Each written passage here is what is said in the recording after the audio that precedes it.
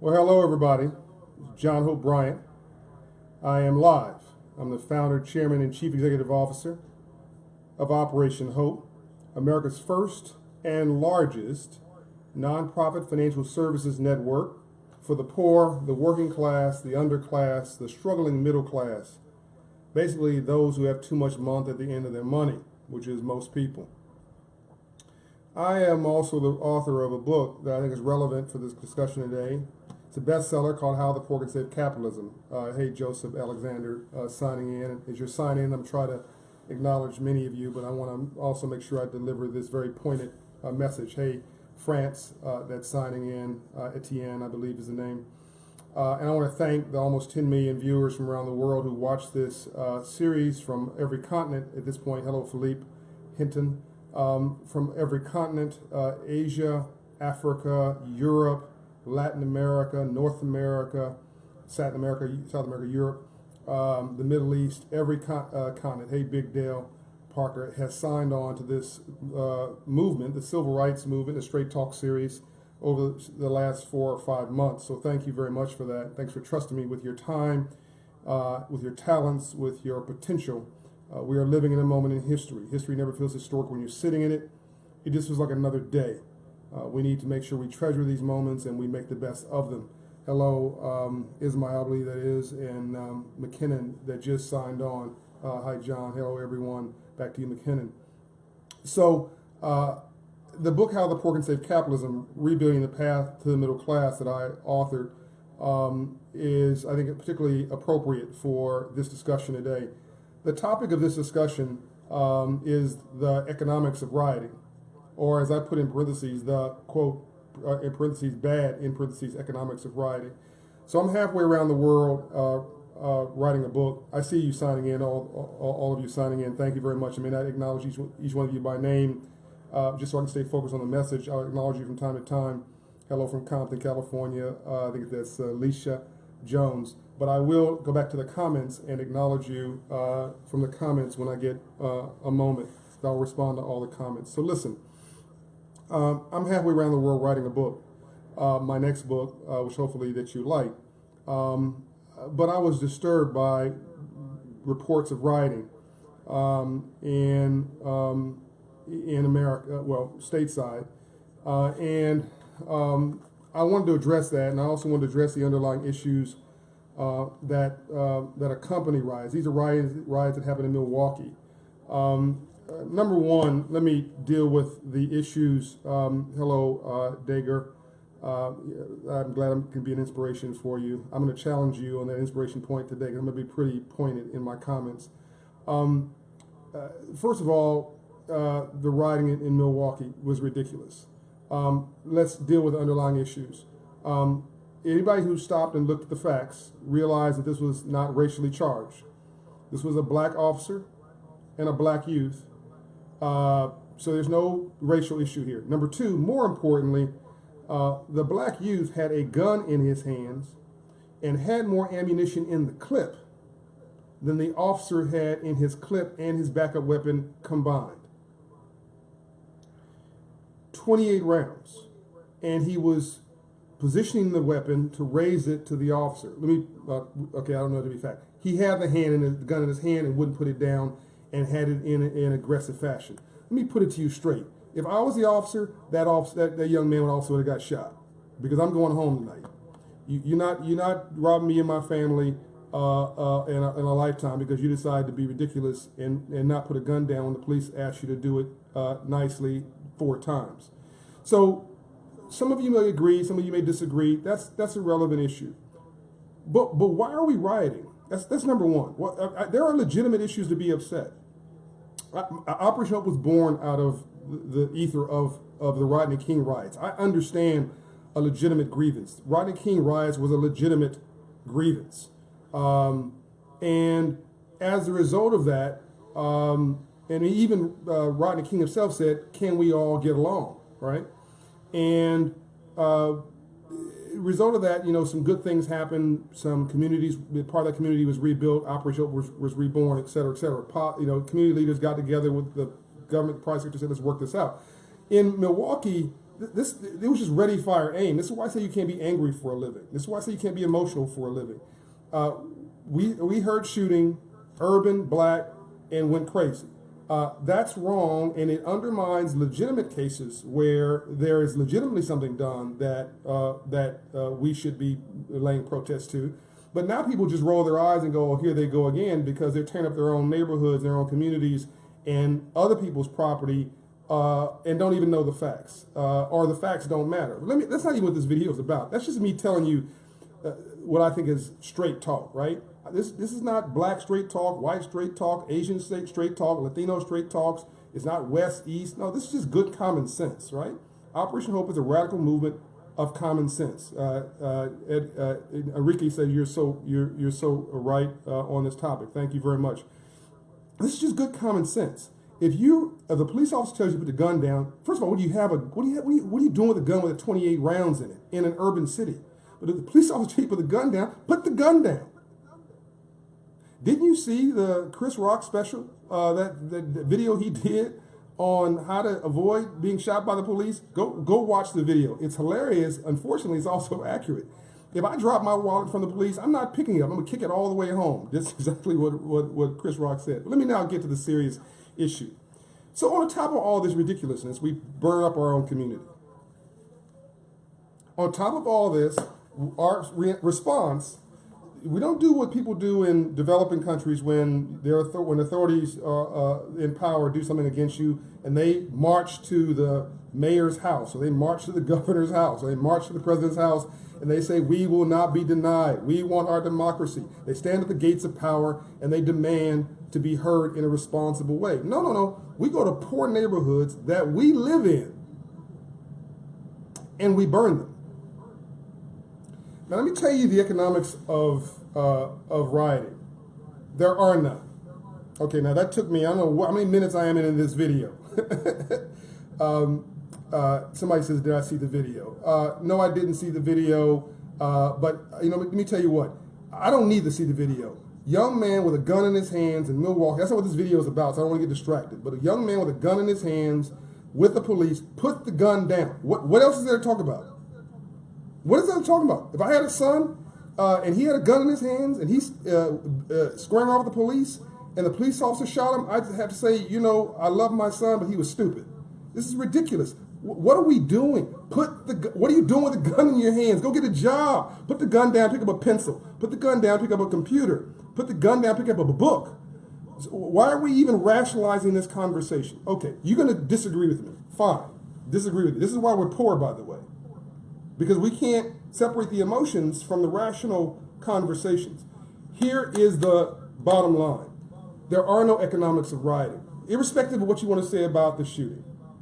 I'm even dismayed we're even talking about this. I don't carry a gun. Do you carry a gun? I mean, are you going to square off with the police? But that aside, if you have a grievance, there's a way to deal with that. I wonder the people in Milwaukee who did this, do they know who their mayor is? Do they know where they live? Do they know where the governor is? Do they know where they live? Do they know how to properly protest your concerns to actually get some results? Or was this just an excuse because we're upset, depressed, frustrated, and lack hope to just go off? Which is what happened in many, many of these cities where we've had riots. But here's what we do. We burn our own stuff. Now, on this point, you cannot disagree with me. You cannot. We burn our own stuff. And worse, we burn down the private property of those who are creating the few jobs we actually have in these neighborhoods. So let me make sure I understand this. There's a gas station in your neighborhood. And I see Ms. Parker, a big deal Parker signing in from Detroit. There's a gas station in your neighborhood. Nothing to do with the police shooting. Nothing to do with injustice. Providing jobs for local people. You burn it down. Sorry, somebody burns it down. There's an auto parts store. This actually happened in Milwaukee. Huge auto parts store burned down. 20 jobs, 30 jobs, maybe more than that. Plus the vendors tied to that. Maybe a couple hundred jobs, directly, indirectly. Plus the property tax revenue for the city. Plus the income tax revenue. We burn it down. What they had to do with the rioting? Well, so we did this in Ferguson. We did this in Baltimore. Guess what, folks? Those jobs were needed in that neighborhood. Some of the few jobs for young people to get a job who don't have a high level of education If you don't have a high level of education, you need a job like working at a convenience store or an auto parts place, something that doesn't require a high level of educational skills, but a high level of customer service skills and good common sense. We need these jobs, but yet we burn down the places that are providing them. Do you think those places are coming back? So let me tell you the economics of rioting. Maybe somebody's going to say, yeah, but the government's going to put some money into my community. Maybe. But do you think that that's where the jobs come from? Jobs come from the government? You obviously don't understand economics. You miss economics 101. The government facilitates the environment to create jobs. Hello, evening from Springfield, Mass. That's Bobby Genty. The government creates the environment to create jobs. The private sector creates 92% of all jobs. The private sector, 92% of all jobs in America, 92% are private sector jobs. Most jobs in the world are private sector jobs. So why are you burning down the few places in your neighborhood? Why is somebody burning down the few places in your neighborhood that's actually providing jobs that had nothing to do with the rioting? Whether you agree with me or not is irrelevant. That's Earl Scott from Louisville, Kentucky. You cannot argue me with this point because there is no argument. And if you argue me with this point, you know what? You just need to sign off. You just like to argue, okay? You just want to be depressed. You just want to be unhappy. Hello from Maui. Somebody knows I'm in Maui. Hey, love, peace. Yes, I'm in Maui writing a book. Somebody just doesn't want to be happy. If you disagree with me on the economics of rioting and why you shouldn't riot, you should just sign off. So there's a proper way to protest, right? You find the person who has power. You go to their place, the governor's mansion, and you protest peacefully. You don't burn down your neighbor's house, the guy's gas station down the street. You don't burn down your own community and start turning over police cars. You don't do that. You're just making a bad situation worse. I've never seen any neighborhood in 25 years that's better because of a riot. Okay? Let me tell you one last thing about the economics of rioting. They all happen in poor neighborhoods. You've never seen a 700 credit score community riot in America's history. Hello, Tammy Andrews from Merrittville, Indiana. You've never seen a 700 credit score community riot in America's history. Some people tease me, hey Audrey, some people tease me about credit scores. Why are you focusing on credit scores? Because they're a great indicator. It's not a solution, it's an indicator of economic intelligence, of people who understand, who got the memo on money.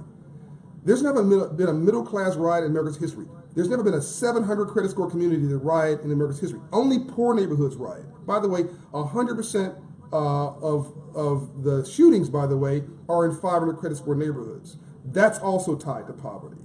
So if you raise the credit scores in a neighborhood, you're raising the economic energy, raising the economic intelligence, you're getting people who want to own versus rent, start a business versus working for somebody else, create a job, you can't get a job, people who have got higher levels of education, higher levels of aspiration, who have more hopeful than not, who see the glasses half full, not half empty, and who don't want to shoot, they want to go shopping. So what we need to do in these neighborhoods is raise the economic energy. You know, people in my neighborhood where I live in Atlanta and where I lived in LA, black people who I live around, I mean, I have friends from every race, by the way, and you should too.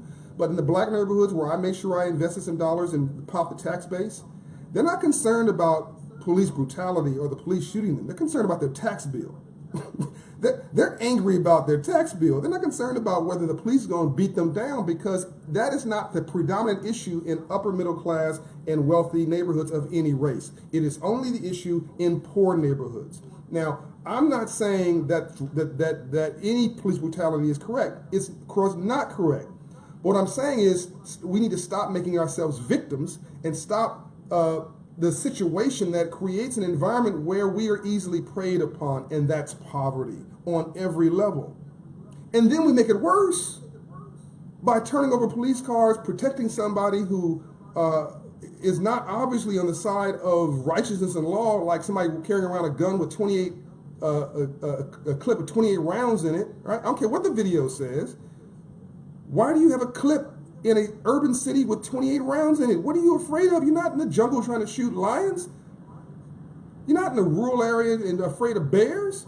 There are people in these cities, and you don't need 28 rounds for people. The police tell you put a gun down, put the gun down. And we have got to stop rationalizing craziness, right? Wrong is wrong. Let me tell you what the rule is in my house. I love you, but you need to get a job. Joe, John, Jack, cousin Bowie, cousin Boo Boo, get a job. I love you, get a job. I love you. If you're going to do the crime, you dang well going to do the time. It doesn't matter that you're my cousin. You're going to do the crime, you dang well going to do the time. Because the person you shot or robbed has a cousin too. The person you shot or robbed has a mother too.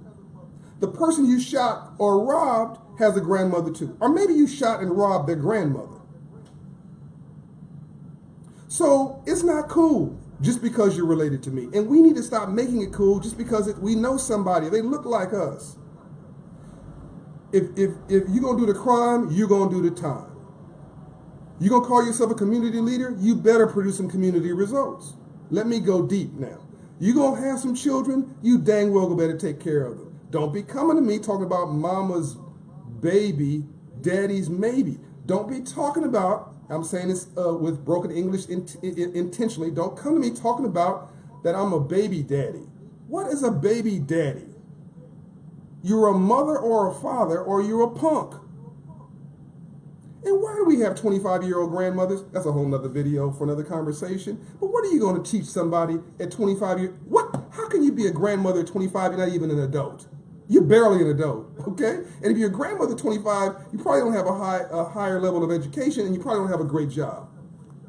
Or what about the young lady, I forget what city it was, I think it was Baltimore or Oakland, that had her baby in her lap as she's arguing with the police, and then later on had her baby in her lap when she decided to stand off with the police with a shotgun. We have to stop this ridiculousness, people.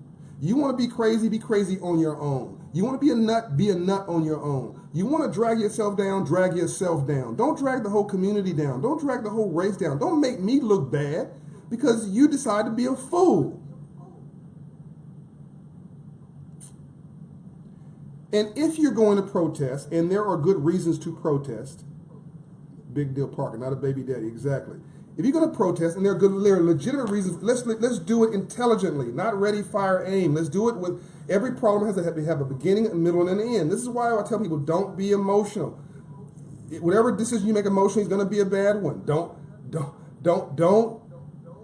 Don't be frustrated. Anger is not a business plan, people. And frustration is not a strategy. So there are no good economics in riots. Let me tell you one last thing about places where we riot. Boys can't raise men. That's Casey Smith. Absolutely right.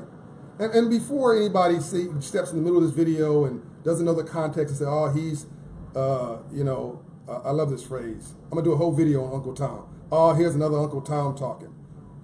The next time you find an Uncle Tom that's invested $2 billion in inner city neighborhoods and has 2.6 million poor clients and people who are struggling and has 30,000 volunteers servicing and focused on underserved neighborhoods and has financial literacy in 4,000 schools and who's dedicated part of his life to trying to help you help yourself, the next time you find a dude like that that's an Uncle Tom, you need an Uncle Tom on every block in your neighborhood. If that's an Uncle Tom, sign me up. So you say I speak the truth. That's Bonnie Epps. I'm going to do a whole video on Uncle Tom. It don't bother me. It's not what you call me. It's what I answer to that's important. And never answer out of your name. And to argue with a fool proves there are two. You're not hurting me. Because the person saying this crazy stuff is broke, depressed, stressed out, frustrated, upset, probably no job, and not happy with their life. I'm good. I may not be perfect, but I'm perfectly okay with me. And I want you to become perfectly okay with you. I want you to become reasonably comfortable in your own skin. Lorraine Powell says, amen.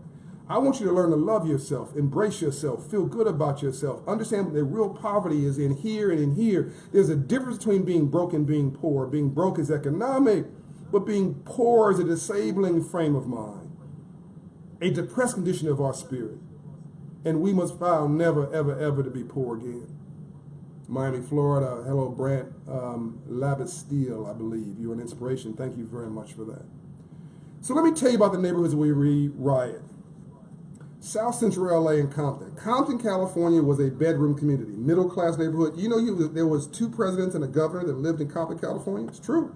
President George W. Bush and George H.W. Bush and Jeb Bush, governor, and president, or president, and governor, lived in Compton, California, when it was a feeder community to Long Beach back in the 50s.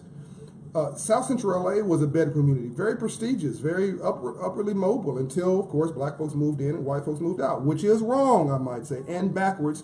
And by the way, this has hurt their economics more than it's hurt ours. It's hurt their quality of life because they moved 2 hours outside of the city trying to get away from black people. Now they're commuting 2 hours on busy freeways, stressed out, higher hypertension. They're moving back to inner cities, which is a whole other video we'll do later. By the way, when I say they, I mean all people of wealth and prestige. But in this particular instance, I'm talking about when whites moved out because blacks moved in. I keep trying to make sure that this is not about race, because whether you're black or white, red, brown, or yellow, today what do you want to see is some more green. And I've got friends, I'll say it again, of all races, all stripes, from all parts of the world, and we're all God's children. So when I talk about race, I'm only talking about it from a historical perspective, not making somebody better than somebody else. Hope that's clear. Okay, back to the topic. Ferguson, Missouri. That was actually an upper middle class neighborhood. And one, I'm going to say it was mainstream, and I don't want somebody to say, well, he's somebody was white. No, because if it was Japan, they'd be Japanese, right? If it was Mexico, they'd be Mexican, right? So it just so happened, if it was African, they'd be black people who were upwardly mobile, who moved out because some other folks moved in, or they became wealthier and moved to a better neighborhood. But in Ferguson, Missouri, you had a higher level of education in the 60s, a higher level of aspiration. You had people who owned businesses.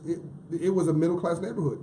Over a period of time, poor people moved in, wealthy people and middle-class folks moved out, and the poverty is what set in that created this powder keg environment where, and I'm going to do a whole video on how cities and municipalities pimp, yes, pimp, poor people. How they use a different economic structure in urban and poor neighborhoods to raise revenue. They don't raise revenue from property taxes and sales tax because there's not enough of that. And they're too lazy to go build an economy like everybody else who's small business and entrepreneurship and homeowners. So they tax you to death with fees. They fee you to death. Parking ticket fees, moving violation fees, court fees, when you have a child support fees, whole nother conversation for another time. But all these neighborhoods are poor, and that's what they have in common, and I'm sick and tired of us being sick and tired. The definition of insanity is doing the same thing over and over again and expecting a different outcome. We need a new strategy. No, we need a strategy. Okay. Hey, brother, coming in late, I'll go back and listen from the beginning. I know it's good, though. That was my friend Damien. Meredith Fountain, absolutely. Okay. That's been a bit too long for this video. I hope that you found substance in it. I'm going to do another one tonight or tomorrow. Thank you for always educating us. Thank you, Audrey, for your comments. I hope I did not offend anybody. It was not my intention. Blame it on my head, not my heart if I did. I'm only coming at you straight. Love you, man. Henry Jackson, because you're changing my mind. Said every video in your book. God bless you, man. Changing his mindset. That's what we need to do. We need to change our mindset. Real poverty has nothing to do with money, folks. Poverty is low self-esteem and lack of confidence in yourself. So when somebody says they hate you, they hate themselves. How can you hate me? You don't know me. How can you call me names? You don't know me. You don't know me. You see me in this video. You don't know me. So hurt people. Half of poverty, low self-esteem, and lack of confidence in yourself. If I don't like me, I'm not going to like you. If I don't feel good about me, I'm not going to feel good about you. If I don't love me, I'm not going to love you. If I don't have a purpose in my life, make your life a living hell. Whatever goes around comes around. Like I keep saying, I'll get to this point in a minute. Second part of poverty, role models. Who are you hanging around? You model what you see. Environment. Hang around 9 broke people. You'll be the 10th. Hang around 9 drug dealers. You'll be the 10th. Hang around 9 educated people, you'll be the 10th. Hang around 9 college graduates, you'll probably be the 10th. You hang around 9 athletes who go in the Olympics. Guess who's going to the Olympics too, right? It's environment. And then aspiration. The most dangerous person in the world is a person with no hope. And that's what you see in these rioting communities, people with no hope. There's nothing more dangerous than someone with no hope. And that leads to seeing no opportunity anyway. You see the glass is half empty, not half full. And then we rationalize, and to rationalize is to tell rational lies. So, yeah, you can argue with me if you want to on what you saw in the video. I didn't see the video. I was disgusted in the first 4 minutes I read in the article about a riot based on the brother with a 28 clip gun. If that's where we're going, if that's our new civil rights movement, I don't want anything to do with it. If that's what Black Lives Matter is about, I don't want to have anything to do with it. If that's what we're spending our time protecting and protesting about and marching about, I don't want to have anything to do with it. There are legitimate grievances around. There are black single mothers watching this video, working 2 jobs, busting their rear end, trying to put food on the table, take care of responsibilities, and keep her kids in school. We need to be protesting for her. We need to be backing her. Less TV, more books. That's what Danielle said. Absolutely. We need to be reading a book, right? We need to be at home, not running the streets, talking about how to improve the quality of our lives. There's a black man with 2 children trying to take care of responsibilities, going to either got a job or created a job. You know, the brother who was trying to sell something on a street corner and got set on by 8 police in New York and he was killed. Yeah, that was tragic. Okay, let's protest about that.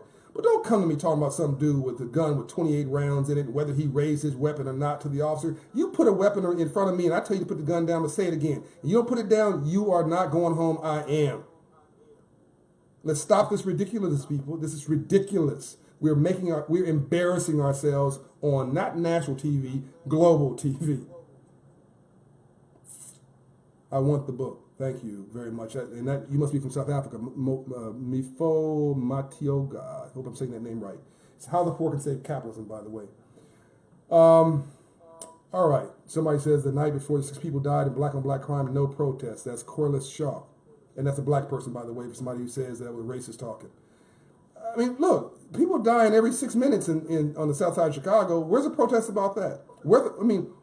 Where's Black Lives Matter on the south side of Chicago where you had more deaths on last Monday than at any time in Chicago's history? 9 deaths and 19 shootings. All black people. Most of them innocent people with stray bullets. So let's get upset about that if we're going to get upset about a white man doing something. It's equally wrong. Or don't get upset at all. In fact, I don't want you to get upset. I want you to get even. Don't hit somebody with a brick. Hit them with your American Express black card and knock them out with your balance. All right, I'm out. Unbought, civil rights, straight talk coming at you, nonpartisan with no agenda other than helping you to take your life back. I'm going to do a video on my politics soon that's called the Get It Done Party. I've advised Republican and Democratic presidents. I want to work with anybody who wants to get it done. Anybody who wants to help uplift my community is my friend. If you don't, you're just wasting my time. I'm sick and tired of being sick and tired, and you should be too. I'm out because my mama always said, you never want to be the old guy in the club. So before you kick me out, I'm going to leave. Peace.